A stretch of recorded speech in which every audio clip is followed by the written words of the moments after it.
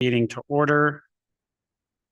The town of Aurora acknowledges that the Anishinaabe lands on which we live and work are the traditional and treaty territory of the Chippewas of Georgina Island, as well as many other nations whose presence here continues to this day.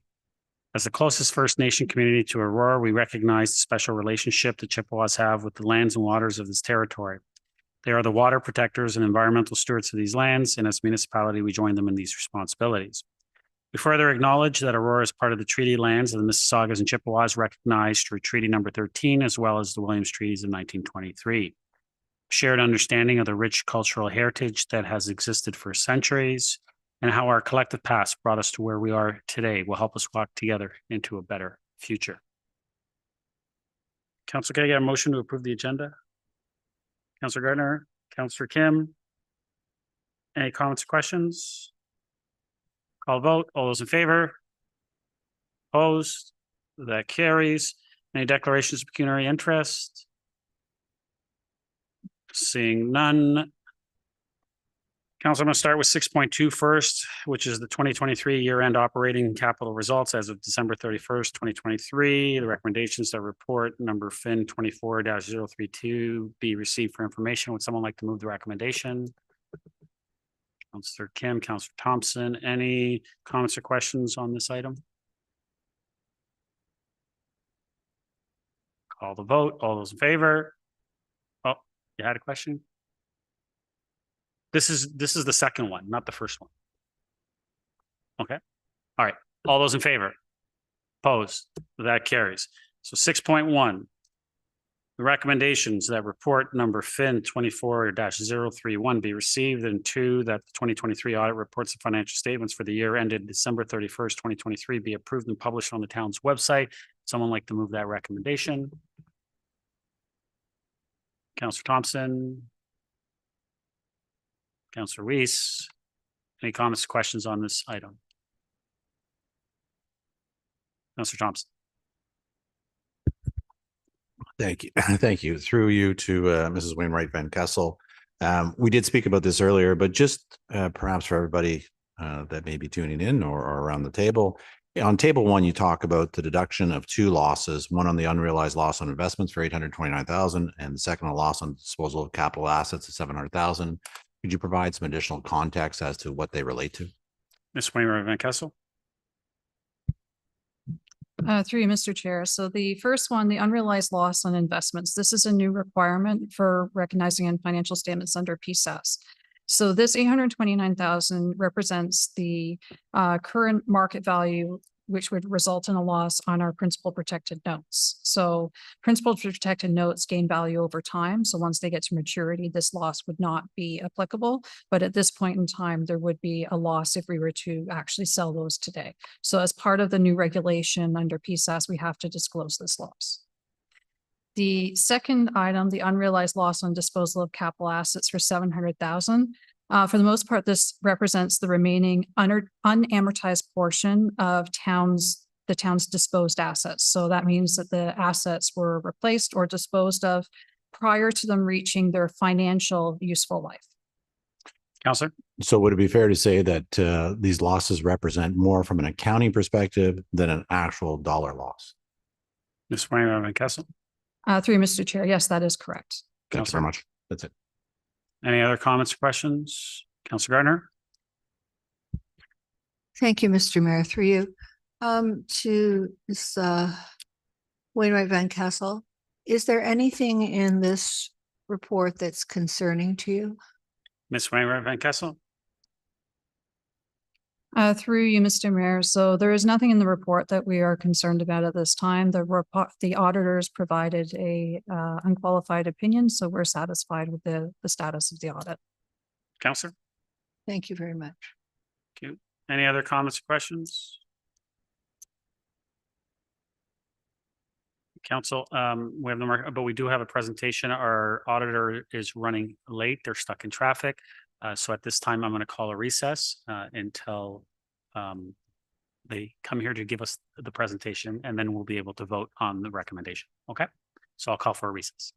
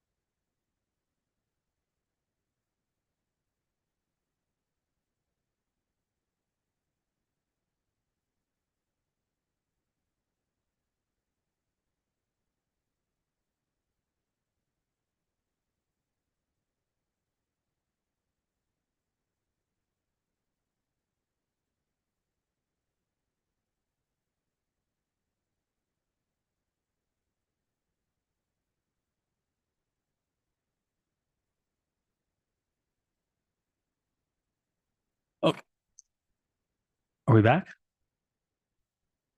All right, we're back. Welcome, Maria. Sorry you had to deal with the traffic, but I guess if you're ready to start your presentation, floor is yours.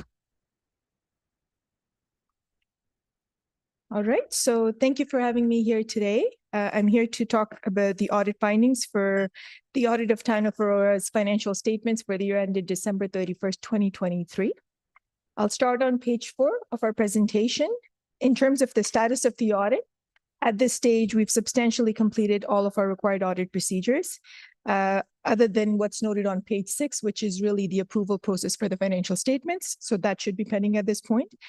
There were no significant changes from the audit plan that was communicated to management, and all of our procedures were completed as planned.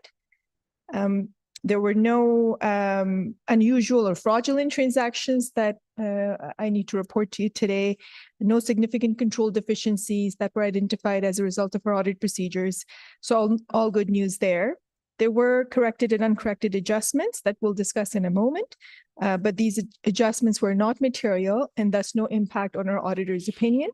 Our auditor opinion continues to be an unqualified clean opinion. There were a few new accounting standards that came into effect this year, included asset retirement obligation standard and financial instrument standard, which we'll cover in my presentation today. These standards were adopted in a reasonable manner, and all necessary adjustments have been recorded in the financial statements that are being reviewed today. There was a heavy lift with the new accounting standards this year, and there was a significant amount of additional work involved by management. However, I do want to point out that we received full cooperation from management, the whole team, for the purposes of our audit. And I do want to take this opportunity to thank Town's finance team for their support. Moving on to pages 7 and 8, where we talk about materiality, we've noted here the materiality that was calculated for the current year's audit and also the audit misstatement posting threshold. So if you move on to page 8, the threshold, audit misstatement posting threshold, is the amount that we use if there are any errors or adjustments identified. If they're above this threshold, we bring them forward to you. However, if there's anything unusual or fraudulent in nature that's identified, which is below this threshold, we still bring it forward. Moving on to pages 9 and 10, where we cover the 2 presumed risks of fraud. Page 11 provides you with further detail on revenue-related procedures. I just want to point out that these risks are not specific to the town. They're required to be considered and included in all of our audit engagements. We have completed all the required procedures, and there's nothing significant that needs to be reported here in regards to these risks. Okay, on page 12, we've covered the adoption of new accounting standard for asset retirement obligation, or ARO, which requires municipalities to report liabilities related to future obligations for remediation of hazardous materials found in tangible capital assets. This standard was adopted successfully using modified retroactive method, which is permitted under the standard. Modified retroactive approach allows for adoption at the start of the comparative year, so that would be Jan 1st, 2022. And that was done, and all necessary adjustments have been recorded by management, and they're disclosed in your financial statements as well. On page 13, we cover adoption of financial instrument standard, along with some other related new standards that came into effect concurrently. The financial instrument standard requires municipalities to record certain financial instruments at fair value, so specifically derivatives or equities, or embedded derivatives. For the town, the standard adoption resulted in reporting their investments in principal protected notes at fair value due to the presence of embedded derivatives in these notes. The change in fair value for these fair value reported items is not recognized in the statement of operations until they're settled upon sale or maturity. In the meantime, you'll notice that the changes in fair value are tracked as unrealized gains and losses through a new statement called the Statement of Remeasurement Gains and Losses. So you'll notice there's a new statement in the financial statements this year. This standard allows for prospective adoption and as such does not impact your comparatives. No further comments on pages 14 and 15. On page 16, we've noted our audit procedures and findings related to tangible capital assets. We've noted that there was an adjustment identified related to classification of assets as work in progress versus completed assets. This resulted in an adjustment related to amortization expense as well.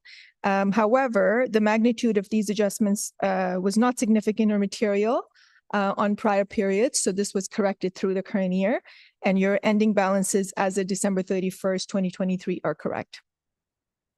The related adjustments are reported on pages 18 and 19, if you want to take a look at the numbers themselves. Nothing further on pages 17 and 20, in addition to what I've already covered. And with that, we get into the appendices. So I believe I'm within 10 minutes. Yes, okay. Any questions? I'm happy to take them. Council, any comments or questions to the presentation or the report still? Councillor Kim? Thank you, Mr. Mayor, and thank you, Ms. Cushionit, for the presentation. And my only question is regarding the materiality section. I noticed that the materiality level or threshold is at 2.1% this year. Last year it was 2.4, 2.5. Is that threshold supposed to change year to year, or what's the variableness that causes the change from year to year? The group materiality is different from component materiality. Group materiality is for the consolidated town, which includes some of the other entities that are consolidated. Component materiality is just the non-consolidated town. I believe what's disclosed in the report is the non-consolidated this year compared to in last year's report, we included the group as well as component. So our materiality has stayed consistent in terms of the percentage use, which is 2.5%. But it's at group level or consolidated level. And then we have to bring it down a little bit to address aggregation risk when we're dealing with non-consolidated town. Council? Thank you. Through you then. So last year was consolidated versus this year was just via the group? No, it's the same. The only thing is this year's report doesn't include the consolidated materiality as well. Okay. Thank you. Any other comments, questions? Okay. Maria, thank you very much for coming. Thank you, Council. I'll call the vote. All those in favor? Opposed? That carries. Can you get a motion to adjourn? Councilor Gardner, Councilor Thompson, all those in favor? Opposed? That carries.